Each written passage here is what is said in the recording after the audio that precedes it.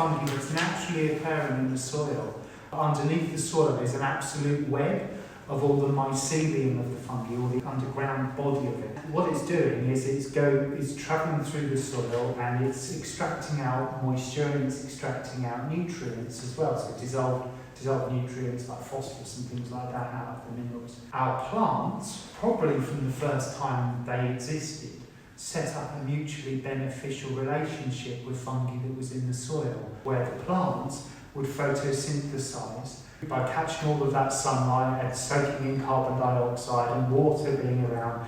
They would make sugars like glucose, and they would then pump that to the mycorrhizal fungi and give the mycorrhizal fungi the sugar solution as food, and in return the mycorrhizal fungi would suck up the water and the dissolved nutrients and give it to the plant, so the plant could have all of its, basically its essential nutrients and vitamins. And this beneficial relationship's probably been going on since we had the first terrestrial plants. Where you've got the trees there, the network of mycorrhizae under the soil will connect the roots of that tree to the roots of that tree. And so sometimes if one tree's struggling, you'll actually get the sugar solution travelling underneath through all the mycorrhizal network and going up to the tree that's not making enough sugar, so they all support each other through the fungi. And then sometimes when a tree dies, the mycorrhizal fungi will keep the roots of the tree alive. So what they'll do is they'll feed the roots of this tree sugar solution to keep them, even though it's got no aerial parts anymore, they'll keep it alive so that they can use the roots of the would-be dead tree as a motorway to travel from this tree to that tree. So if you've got a tree here that's alive and one here that's alive, the fungi keep this tree alive as well, so that they can keep connecting everyone together. And then we'll have a third one, like that. So it's always diamonding out. Mm-hmm. And so by the time we get to the top, we've got the really drought-tolerant herbs at the top, going down sequentially until we get our moisture lovers down the bottom.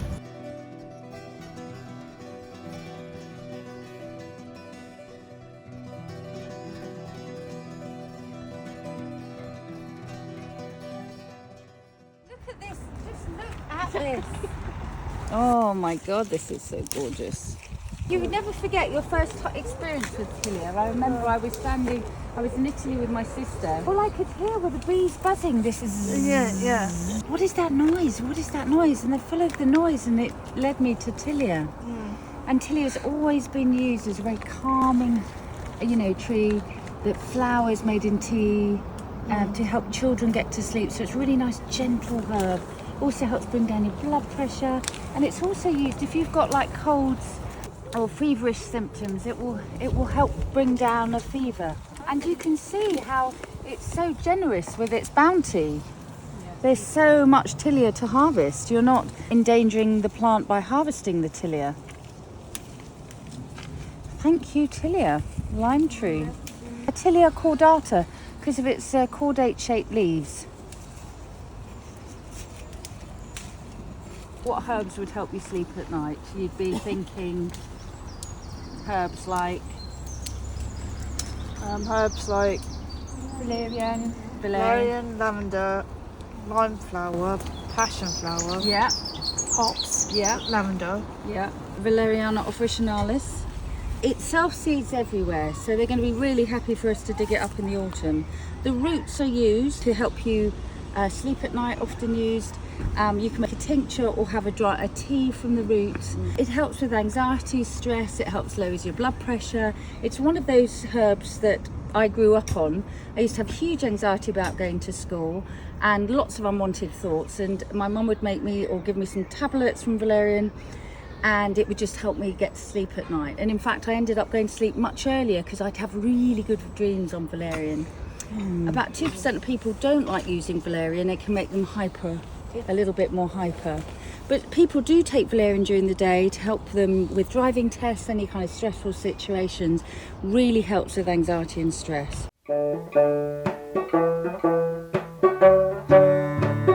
Heartbreak and emotional turmoil that we can all go through that can really affect our heart. The hawthorn's a great herb at supporting the heart. And rose is another great herb. What I love about walking through here, and I think if we can do it in silent with reflection, it's just sort of just tapping into that self-love for a minute and just appreciating what's around you. And I sometimes do meditations down here with people, so I'd love it just to share this little bit of magical space without words, just time for reflection.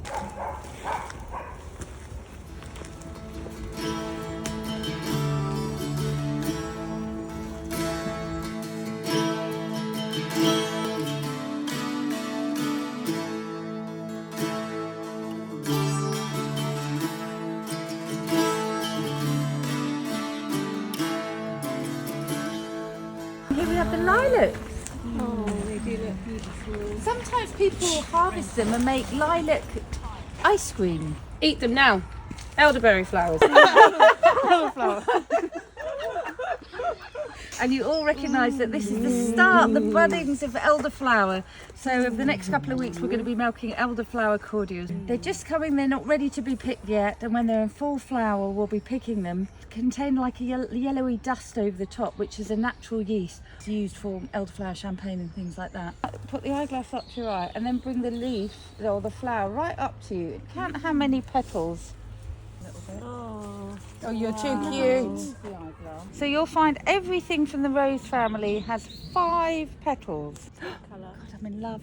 I could just do this all my life. I'd be happy. We're harvesting the flowers. That means where we've picked, there will be no berries. Lovely. Let's keep going. We've left a third for the next generation, at least. Pick a beard off. I wanted you to recognise that this could look very similar to the elderflower we just saw. It's an ash tree, that's right. Often noticed an ash because of the tiny little black nodes. Yeah.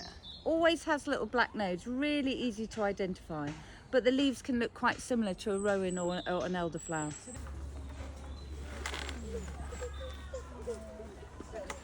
I can tell it's going to be a clover, and there'll be a phytoestrogen, and we'll pick the flowering pink heads. Plantain for a tickly cough. Yes, absolutely. So plantain will be used for insect bites.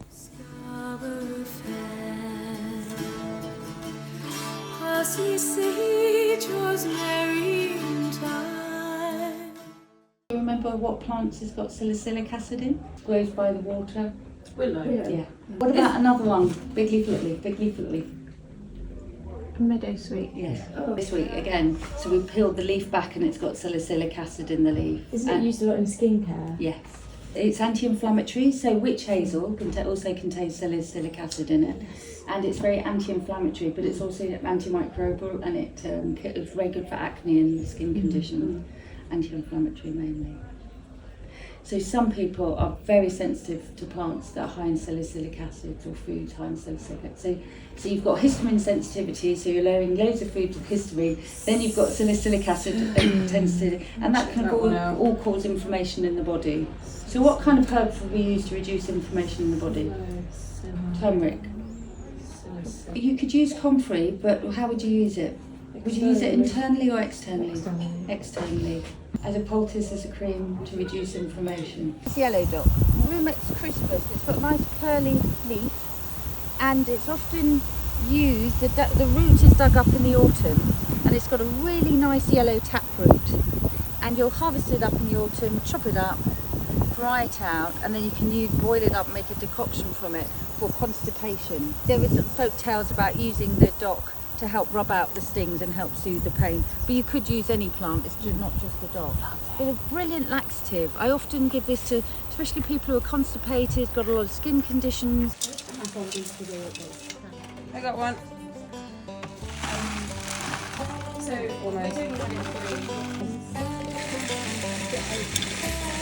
Then you have to work out this because you're doing 1 part herb to 3 parts liquid. So this you also need to make it into 4 parts.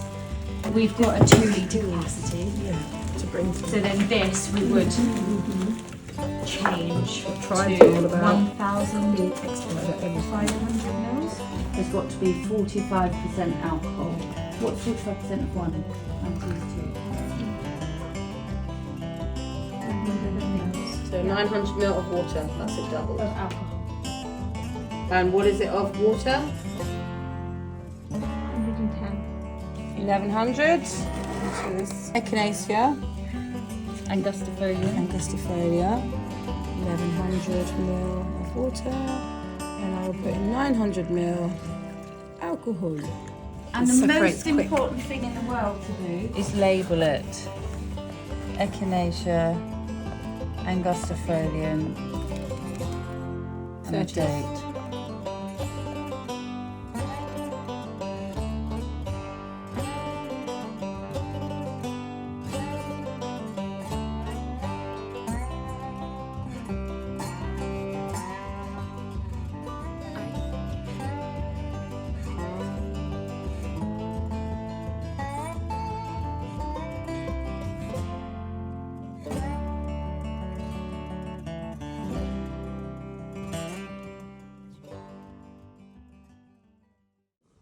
The time it takes, the emotional, the physical, and self. So this is something I stand by when I practice medicine and I give to my clients. The social is all about eating together, what your social interaction is and your connection. And time affects all of these. The time you emotionally do the work on yourself, the physical, and self is what's unique to you, what you need to thrive. And food is definitely in the social area. And what type of food, why, how it's important. So someone going through the menopause may have lots of foods with phytonutrients in them that are phytoestrogens that have hormone balancing effect. Some people who have blood sugar intolerances may have herbs and foods that help balance your sugar levels and slow releasing carbohydrates like oats. And all of these requirements take time. This is Viburnum a muscle relaxant. Brilliant. And so we were harvesting, and I've got this at home. Do you remember we took twig cuttings and we peeled all the bark as a muscle relaxant, and now it's flowering. This is looking a bit yellowy, but they will turn bright white. Viburnum Gelder Rose. Now this isn't made with sugar. This is made with xylitol. You could use the birch sap, or you could use the powder, or you could use stevia or algarve. It's just another way of trying to have elderflowers without sugar, because often people complain of having too much sugar. A couple of drops on your pillow to help you sleep at night. It also supports your liver. It's a wonderful herb. Some people use it in ointments or for skin, toning skin for rosacea. It's a really safe herb to use with children for lavender, eczema, psoriasis, all that kind of thing. You can make these fantastic lavender bath melts in the bath if your children have skin conditions. You can buy some cocoa butter, a tablespoon of almond oil, a couple of drops of lavender. You just mix it in a bain-marie. So you put the cold water in there, your cocoa butter in there, and then just heat it up gently. A tray of ice cubes, and you just pour the cocoa butter into it, put it in the fridge or the freezer, and it comes out as little melts. Great in the bath, great on the skin, kids love them. Yes, this is Elecampaign. Do you remember that we used the root, and we harvested the root, but it was very aromatic but also very bitter, so stimulating the digestive system. So this is a kind of multi-purpose herb. When studying the digestive system you might be using it, but also you'd be using it for its respiratory antimicrobial properties. And this is going to grow nice and tall to about here with a lovely yellow flower. So if you've got enough room in the garden, you can see it spreads, it would be a great plant to grow. And when talking about the respiratory system, we were talking about the marshmallow that's growing here. But marshmallow is also used for its soft leaves. The marshmallow is also used as a digestive aid. So if you've got reflux, you might use the marshmallow to help soothe the mucous membrane again. So another alternative to antacids. Use the leaves in the marshmallow. The leaves and the root. The root the is root. stronger than the leaves.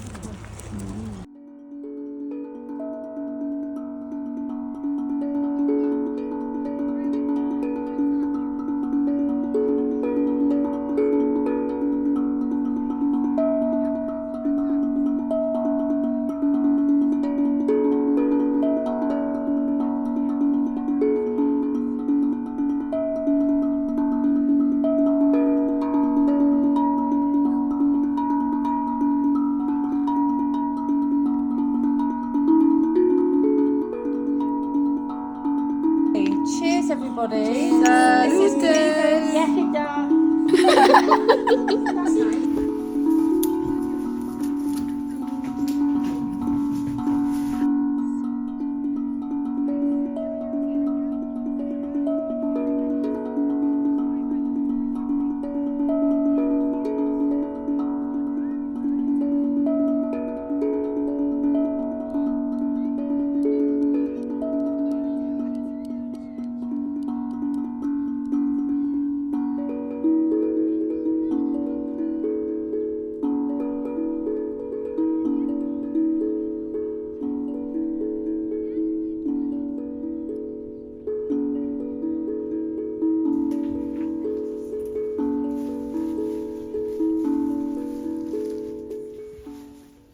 Harvesting the sage or something like that, you've got the swollen bits on the stem and then you've got the narrow bits and then another swollen bit.